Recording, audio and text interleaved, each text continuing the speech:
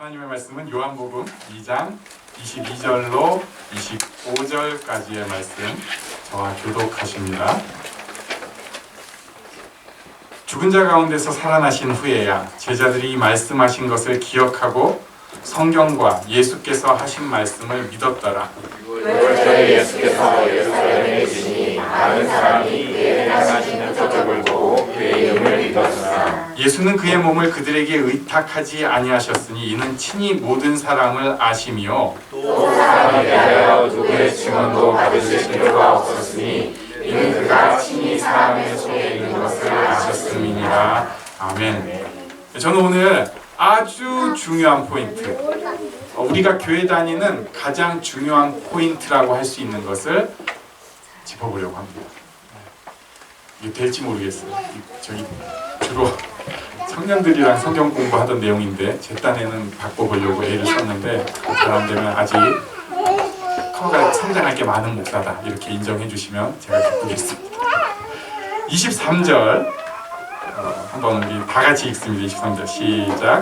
6월절에 예수께서 예루살렘에 계시니 많은 사람이 그의 행하시는 표적을 보고 그의 이름을 믿었으나 많은 사람이 예수님이 행하시는 기적 놀라운 일들을 보고 예수님 이름을 믿었습니다. 사실 그럴 수밖에 없어요. 왜냐하면 예수님께서 하신 일들은 당시의 필요를 채워주는 일들이었습니다. 얼마 전에 비행기에서 봤구나 제가 책을 간만에 이제 좀 진짜 간만에 재밌게 봤어요. 열심히 보는데 오지에서 티베트 이쪽에서 전도하시는 분 얘기를 하는데 콜레라가 돌면 오늘 돌았어요. 갑자기 그 다음날 저녁까지 그 마을이 200명 있는 마을인데 60명이 죽은 사건이 있다는 거예요. 그러면 여기 이렇게 우리 같이 예배 드렸는데 아침에 다음날 저녁에 60명이 죽어 있는 거예요. 200명이 같이 예배 드렸는데 이런 것이 사실 약이 없는 시대의 일입니다. 그러니까 예수님께서 그곳에서 열병을 고치신다거나 치유 사역을 하시는 것은 정말 사람들한테 쇼킹하고 그들의 필요를 채우는 일이었습니다. 그렇기 때문에 예수님이 이 하신 일들을 보면서 사람들이 우와! 할 수 있는 거죠. 그런데 그럼에도 예수님께서 어떻게 말씀하셨는가? 24절을 한번 같이 읽겠습니다. 24절 시작. 예수는 그의 몸을 그들에게 의탁하지 아니하셨으니 이는 친히 모든 사람을 아심이로. 사람들이 예수님께서 병을 고치시고 기적을 일으키시는 것을 보고 예수님께 예수님! 하고 달려오는데 예수님께서 그들에게 자기를 의지하지 않으셨습니다. 왜냐? 친히 모든 사람을 아셨기 때문에 그래요. 사람이 어떻기 때문에 그럴까? 우리 잘 외운 말씀 로마서 3장 23절 24절을 한번 같이 읽겠습니다. 시작. 모든 사람이 죄를 범하였음에 하나님의 영광에 이르지 못하더니 그리스도 예수 안에 있는 속량으로 말미암아 하나님의 은혜로 값없이 의롭다 하심을 얻은 자 되었느니라. 아멘. 사람은 죄 때문에 하나님의 영광에 갈 수가 없습니다. 우리가 착각을 해요. 우리가 뭐라도 되는 것처럼 여기는 것을 굉장히 좋아합니다. 우리는 심판대에 서기를 좋아하고 우리의 힘으로 뭔가를 이루는 것을 좋아하는데 가장 중요한 우리가 하나님의 구원에 가는 것을 사람은 할 수가 없어요. 예수님께서 이것을 아신 거예요. 사람들은 그 사람들 연약하기 짝이 없는 환호성에 자기가 그들을 위해서 뭔가를 하는 걸로 착각을 하는데 사람은 약하기 짝이 없습니다. 사람은 대단할 수는 있지만 진짜 구원에 갈 수 없는 존재입니다. 여기 사람에 대해서 아신다는 것을 25절에 한 번 더 설명을 하고 계십니다. 또 같이 읽습니다. 시작. 또 사람에 대하여 누구의 증언도 받으실 필요가 없었으니 이는 그가 친히 사람의 속에 있는 것을 아셨음이니라. 아멘.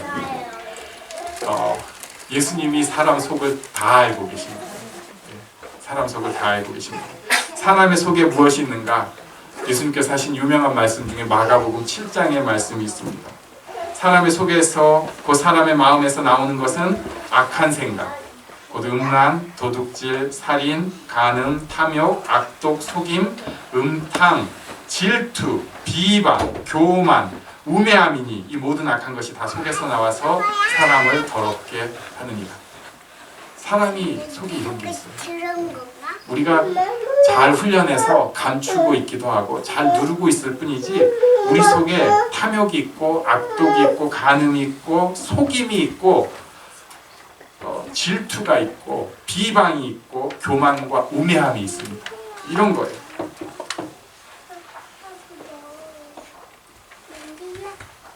가끔은 그래서 깜짝 놀라게 됩니다. 예수를 아는 사람들이 점점 더 놀라게 됩니다. 내가 이렇게 나쁜 사람이구나. 예수님은 이것을 누구에게 설명 안 들어도 잘 알고 계셨습니다. 우리가 이 나쁜 사람이라는 것이 드러날 때 어떤 때 드러나냐면 자기 의지, 자기 주장을 개선하거나 꺾어야 될 때 이게 티가 나요. 절대 안 바뀝니다. 특히 하나님의 뜻 가운데 내가 선하게 바뀌는 것에 대해서 우리는 그 말이 들리는 순간 거부감을 딱 갖습니다. 그건 됐고 거긴 건드리지 말고 그 면에 대해서는 안 하면 좋겠어. 이게 인간입니다. 내가 주인이고 내가 의로운 행동을 해서 구원을 받는 것에라고 하면은 잘 하는데 그렇지 않고 하나님의 은혜를 네가 받아들여야 된다. 너는 약한 존재고 너는 죄인이다. 네가 약한 존재라는 말에는 굉장히 안 듣고 싶어요. 우리 지금 아이들이 같이 있는데 너는 아직 약한 아이야. 그러면 굉장히 은근히 싫어요. 지가 약한 거가 좋을 때는 저는 아이거든요. 뭐 이러다가 갑자기 넌 아이니까 조금 뒤에 있어봐 하면은 왜 그러세요? 저도 한 사람의 사람인데 뭐 이런 식이 되는 거죠. 우리도 마찬가지입니다. 그래서 종교적인 열심이나 선을 쌓는 것에 대해서는 사실 사람들이 꽤 열심히 하는데 진짜 내가 죄인인 것을 인정하고 내가 아무것도 할 수 없는 것을 인정하고 하나님의 은혜만이 나를 살리고 구원하신다는 것은 이해가 잘 안 되고 받아들였다가도 거부합니다. 내가 엉망이라는 사실 인정했다가도 또 거부를 해요. 믿음이 선물이라는 얘기를 듣기는 했는데 이게 잘 이해가 안 돼요. 심지어 이것을 악하게 이용해 먹기도 합니다. 뭐냐면은 그렇구나. 내가 착한 일 안 해도 구원받는 것이잖아. 내가 잘못해도 구원받는 얘기잖아. 그래서 예수 믿는다는 사람들이 오히려 악한 일을 더 하는 경향이 있어요. 어설프게 믿으니까. 진짜가 아니니까. 이번에 제가 발리 가가지고 또 저는 이게 단점인데 원래 무슨 가서 가이드 있고 이런 거 저 아직 해본 적이 한 번도 없었으니까 숱해 돌아다녔는데 아직까지 해본 적이 없었는데 이번에 효도 여행이라는 것을 빌미로 해서 처음으로 전문 가이드가 붙었어요. 그나마 제가 아는 사람이니까 제가 숨 쉴 수가 있었어요. 정주영이라고. 옆에서 설명을 해주는데 발리가 굉장히 좋은 점이 건물이 5층이 최고예요. 괜찮더라고요. 그거는 참 괜찮은 것 같아요. 근데 왜 5층이 최고냐? 3월 달에 발리의 신 중에 이렇게 뭐 최고 신 이런 거겠죠? 이게 이제 그 발리 시내를 거닐면서 사람들을 감찰하신대요. 그래가지고 그날은 외출하면 안 돼요. 절대. 왜냐면은 신한테 노용물 살까봐 다 숨어서 있어야 되는데 재작년인가 호주애가 와가지고 그걸 또 라이브로 인스타로 막 보이고 그랬었나 봐요. 발리가 이렇다고. 그러니까 발리 당국도 굉장히 세가지고 그 다음부터는 그 와이파이, LTE 다 끊어버렸어요. 그날 방 안에 다 들어가 있어요. 그러면 그 신이 이렇게 걸어 다녀야 되는데 건물이 높으면 다리가 걸려서 못 다닌다는 거예요. 그래서 5층이에요, 제한이. 아마 가랑이가 5층 높인가 봐요, 그 신이. 그러니까 거기는 이렇게 넘어 다니는데 더는 안 돼요. 그러니까 굉장히 어떤 면에서 순박한 종교심이 있어요. 그리고 길 가다 보면은 뭐 재단이라고 뭐 꽃이랑 뭐 이런 거 이렇게 놔두고 그 하루에 5번씩 한다는데 거기다가 뭐 기름, 밥, 쌀 뭐 이런 거 놓으면서 이제 한다는 거예요. 그런데도 굉장히 발리 사람들이 착하대요. 너무너무 자기가 돌아다니면서 본 사람들 중에 제일 착하대요. 왜 그러냐면은 이 사람들은 인과응보를 굉장히 철저하게 믿는다는 거예요. 내가 남한테 하는 것은 그대로 받는다. 그래가지고 남한테 그렇게 잘하려고 하고 피해를 안 끼치려고 애를 쓰고 산다는 거예요. 우리랑은 좀 많이, 우리도 그거 있거든요. 마태복음 7장 12절. 우리 한번 같이 읽겠습니다. 시작. 그러므로 무엇이든지 남에게 대접을 받고자 하는 대로 너희도 남을 대접하라. 이것이 율법이요 선지자니라. 아멘. 이것을 이제 황금률, 골든 룰이라고 하면서 가르치는데, 우리는 이거 그냥 그래, 내가 어겨야 되는 말씀 중에 하나이지, 이렇게 생각을 하고 넘어가는데, 발리 사람들은 그렇게 생각을 안 하는 거예요. 이게 구원의 조건이라고 생각을 하니까 굉장히 거기에 대해서 애를 쓰고, 사회가 그런 종교심으로 가득 차 있으니까 저절로 그런 마음이 돼가지고 기독교 국가들보다 훨 나아요. 그게 구원의 조건이라고 하니까. 이게 내가 그렇게 행하면 구원을 받는다고 하면 우리도 다 그거 하고 싶어요. 그런데 이것은 우리가 살아가는 구원받은 이후의 법칙, 또는 구원받지 못한 사람도 지켜야 되는 법칙이고, 구원은 그게 아니라 받아들여야 돼 라는 걸 교회에서 어설프게 듣고 나니까 악용하는 거예요. 그럼 어겨도 되는 법칙이잖아. 나는 대충 할 테니 너는 나한테 잘해라. 이게 황금 법칙이다. 이게 이제 사람들이 사는 스타일이에요. 그래서 이 마음을 다 예수님께서 아셨기 때문에 이 땅에 오셨습니다. 인간이 할 수가 없으니까. 어느 정도 착한 사람이 되는 것은 우리가 할 수 있지만, 그리고 또 그 마음속에 선한 그런 의지도 있고, 그게 이제 뭐 소위 일반은총이라 해가지고 주신 귀한 것이 있지만 실제로 구원을 받을 수 없으니까 예수님께서 이 땅에 오셨어요. 그리고 죄를 담당해서 죽으시고, 그것을 바라보고 믿는 사람은 구원을 얻게 하셨습니다. 그것이 22절 내용입니다. 우리 같이 읽겠습니다. 시작. 죽은 자 가운데서 살아나신 후에야 제자들이 말씀하신 것을 기억하고 성경과 예수께서 하신 말씀을 믿었더라. 아멘. 그러니까 예수님의 십자가 전에는 제자들도 잘 들었는데 사실은 받아들이지 못하고 이해도 못했던 거예요. 제가 오늘 마무리로 그림으로 아주 쉽게 설명해 보려고. 하나님과 사람 사이에 죄라고 하는 넘을 수 없는 골짜기가 있습니다. 그래서 사람은 성경에서 죄인이라고 말씀하고 있고요. 이 땅에서도 심판 속에 살게 되고, 그리고 죽어서도 심판에 가게 됩니다. 그리고 그것을 사망이라고 표현을 합니다. 사람이 굉장히 애를 썼어요. 하나님께 가려고, 이 죄를 뛰어넘어 보려고 애를 많이 썼습니다. 선행을 해요. 착한 일을 많이 합니다. 그리고 종교적인 열정과 노력을 가집니다.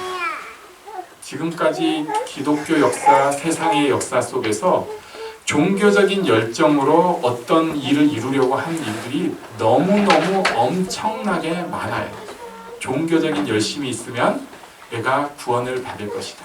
실제로 종교적인 열심이 있으면 그 속에 어려운 말로 카타르시스라고 하는 게 있어요. 자기 만족이 있어요. 굉장히 그 노력의 정점에 느껴지는 게 있어요. 인간들이 종교적인 열심으로 높은 탑을 쌓고 멋진 건축물을 만들 때, 우리가 종교의 눈이 아니라 그냥 일반적인 사람의 눈으로 볼 때도 그 건축물이 주는 위대함, 그 멋진 모습이 있어요.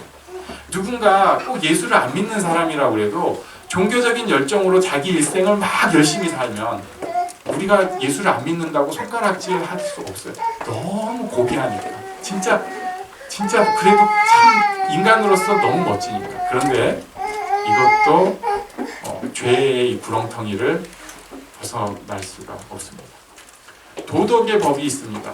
사람들이 정정도, 혼자뿐만 아니라 공동체가 도덕을 가지고 서로 지키는 어떤 사회가 되어 갈 수 있어요. 그래서 그 사회는 괜찮아 보여요.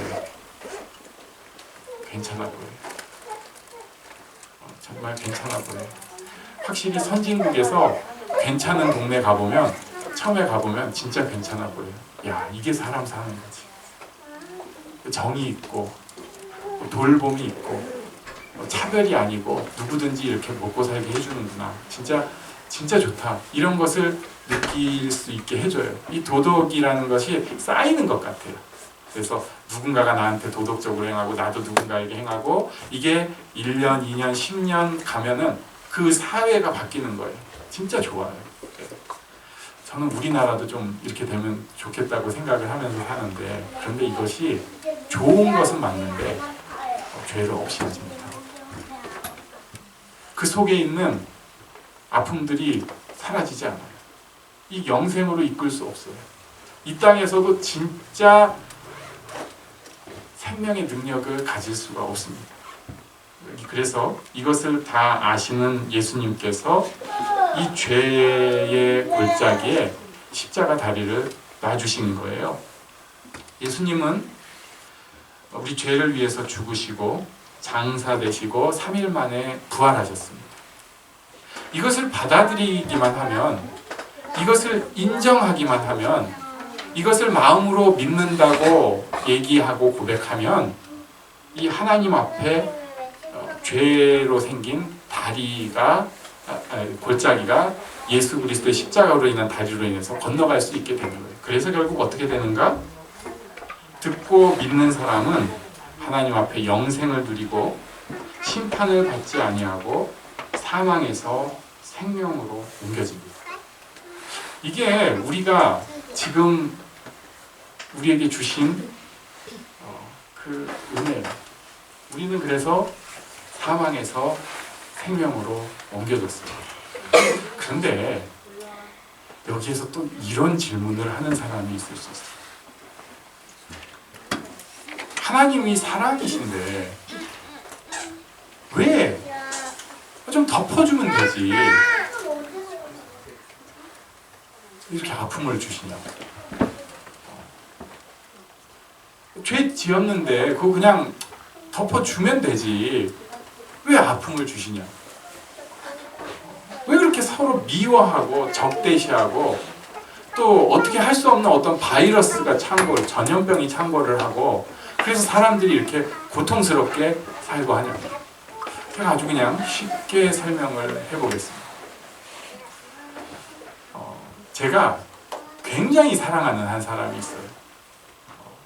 이 승준이라고 해보겠습니다. 승준이가 머리를 굉장히 멋지게 깎았거든요. 이따가 봐주시면 좀 자라가지고 더 멋있어졌어요. 승준이를 굉장히 사랑을 하고 있는데 제가 승준이를 사랑하기 때문에 어떤 일이 생겼냐면 누군가가 승준이에게 위해를 가한 거예요. 네. 좀 그냥 제일 무식하게 얘기할게요. 똥을 던졌어. 승준이가 걸어갔는데 그러니까 제가 그 사람을 가만두면 되겠어요? 처단을 해야지. 네. 그 사람한테 나도 똥을 던져줘야지.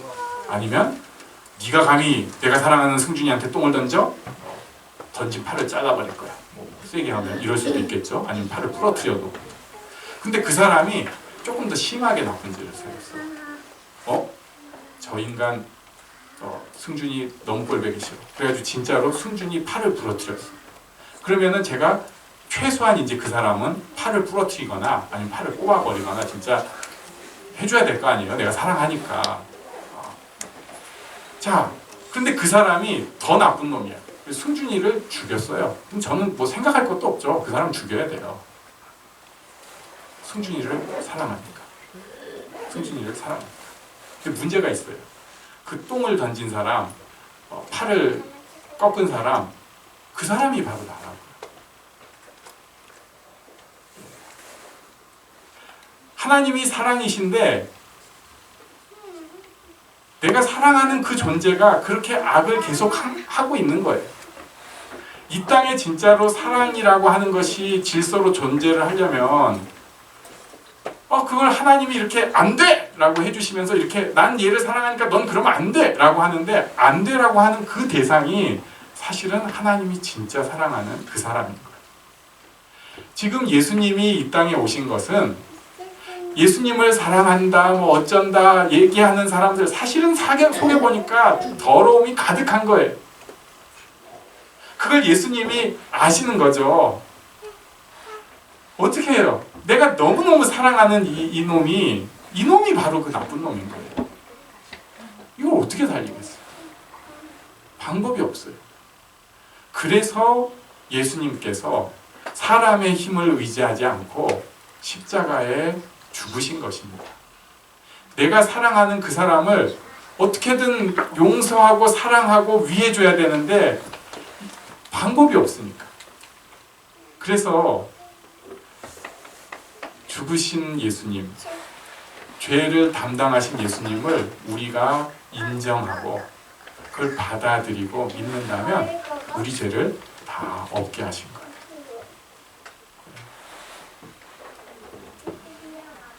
놀라운 일입니다.